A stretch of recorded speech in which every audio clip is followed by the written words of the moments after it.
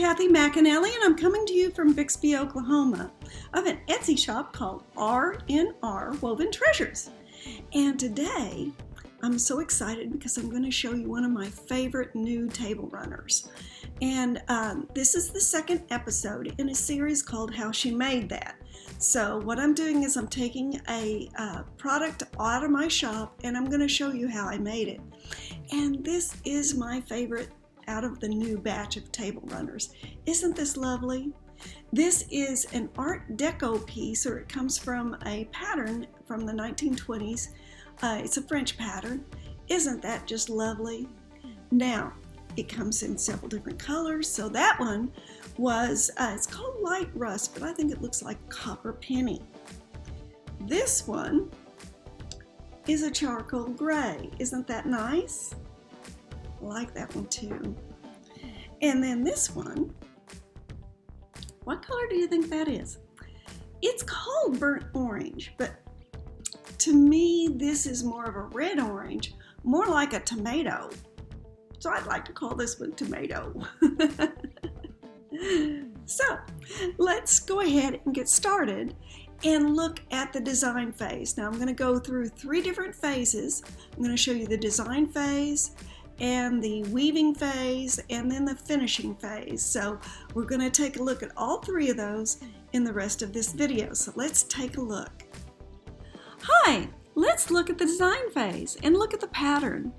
This draft, and that's what we call a weaving pattern, is out of handweaving.net, which is a database of patterns, and they collect these patterns from all over the world, and some of them are hundreds of years old. In fact, this one is. This one comes from a pattern book published in 1920 out of France. So it is a French pattern, and you can see, since Art Deco did start in France, and it was popular in the early 1900s. So this pattern would have matched that style in my book. It looks very Art Deco to me. And so we're going to see what we can do with this pattern. Now, I didn't alter this pattern at all. You can see that this pattern is really easy to thread. These are the threadings that you have to do. You can see that this is pretty easy to thread. You can also see on the side here that this is the treadling plan. Now, this pattern would be a little difficult if you were going to put it on your loom as is. What I did was I flipped the pattern. In other words, I wove the back side first. And the reason why I did that is, if you notice all of these dark squares, those are the shafts that you are lifting. And when you lift all those shafts, that's a lot on your legs. So if you flip it over, and where the dark is would now be light and the light would become dark, you're going to be weaving on the back side. And that's a little tip for those of you who are weavers out there and you find some of these to be a little difficult to press your petals on. And this you can see is a 16 shaft pattern, and that's because it has 16 lines up here, and that's basically what I can handle. And then you see it has a lot of petals, but that doesn't matter. On my AVL, I can have really a pretty much infinite number out there. I don't have actual petals to step on because my CompuDobby, which is my computer interface, reads all this and brings up the correct petal order. It's a real time saver because if you do this on a hand loom without a CompuDobby, without a computer interface, you basically have to remember which petal to step on and in which order, and you'd have to have a separate petal for each one of these, so you'd have to have over 26 petals on your loom. So this one may not be something that everybody could weave. It would have to be somebody with a computer interface in their CompuDobby. So you can see that this is a lovely pattern. And down here on the bottom of these, you can see the name of the book author, And you can see that's the cover of the book. You can also see here something called floats.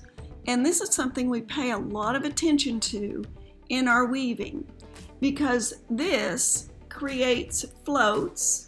And you'll see the floats are when a thread goes a long way over other threads. And so you can see in this pattern that we have some floats, and we want to make sure that they're not too long, because if they're too long they could get caught on things, like a fork. A table runner doesn't really have that much trouble, but I've had some scarves that have had long floats and they get caught on things. And so I watch this. 7 is the maximum amount of floats that I will allow on a table runner. Now the cotton does shrink, so it makes this a real doable float length. And you can see that the warp, which is your vertical threads, has a float on the front, and the weft has a float on the back side, and the weft is the horizontal threads.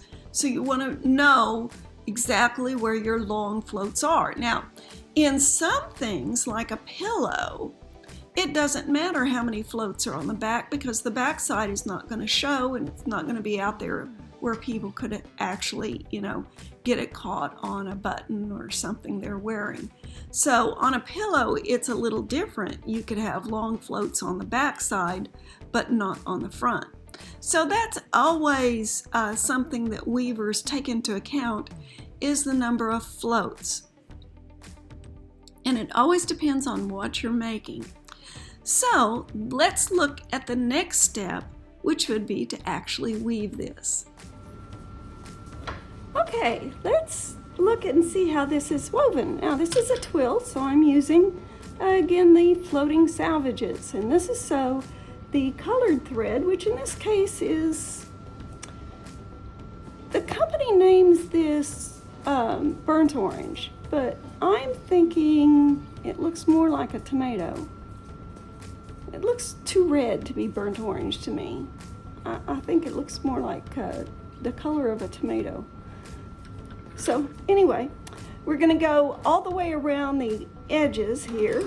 I think it's a nice color. And we're just going to go through our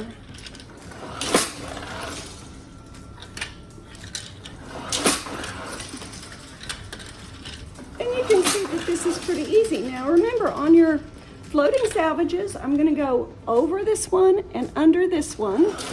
And then because I went under this one, now I'll go over it and under. So I'll always go over and under. And that makes sure that, see how it curls around that outside edge? So that you get the red going all the way to the end. And the goal is to have nice straight edges. As you can see, this one's turning out pretty good. Having nice straight edges is a good way to get nice straight edges is to have the proper tension. And you can see if you pull too much, how it pulls this one in. So you want to kind of loosen it up a little bit so that it's not pulled too much. So when you look at it, and I have a lot of trouble on this side for some reason. Am I just better with my right hand? Or what?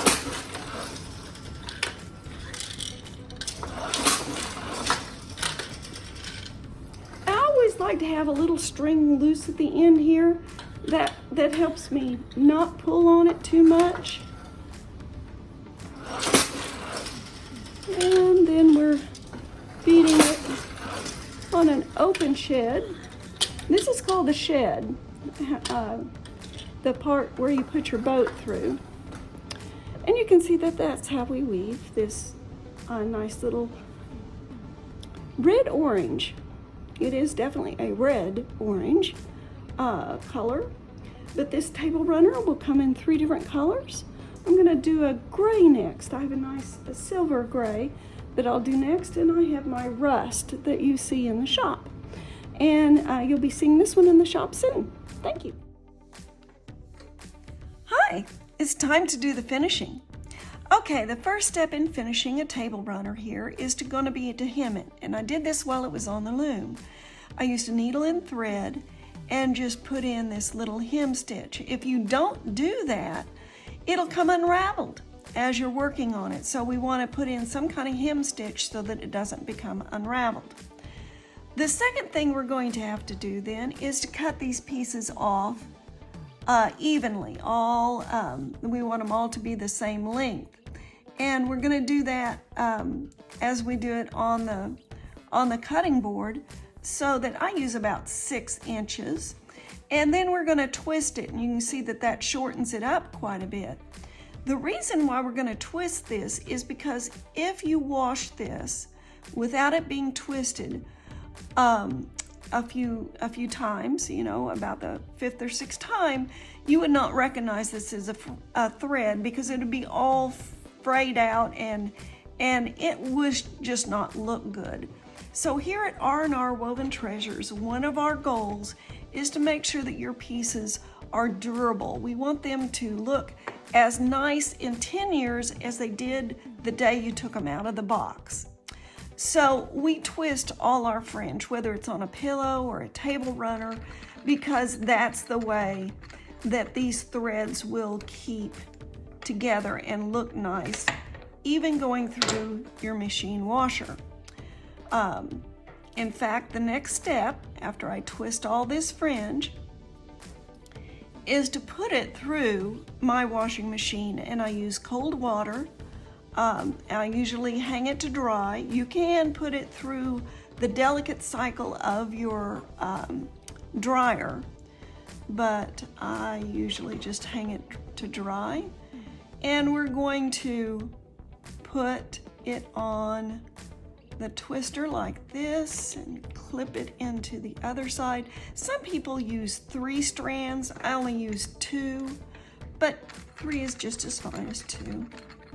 I just don't want it to look that thick. I like this look. And then you take it out of your twister here, wrap it around. And so this is how we twist fringe, and why we twist fringe. It's very important for your fringe to be twisted if you want it to look good and go through the wash. And so that's how we finish a table runner. Now, don't forget, look on each listing to see the care instructions for your particular item, because everything has a different fiber content, and every fiber will have a different requirement. So, with that being said, stay tuned for our next episode in how she made that. Wasn't that cool? I love weaving. It's so enjoyable. And you get to delve into centuries of history. So, if you like this video in this episode of this series, like and subscribe. Help us out. You know, anytime you like or subscribe to whether it's a Facebook channel or Instagram or whatever, if it's a small business owner, that really helps us out and gets the message out. And the message that we want everybody to know is that weaving is fun.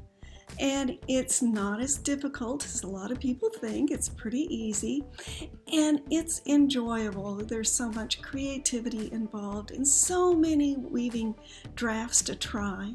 So like and subscribe, and don't forget to check out our Etsy shop at R&R Woven Treasures. You'll be surprised what a hand weaver can do. Thank you.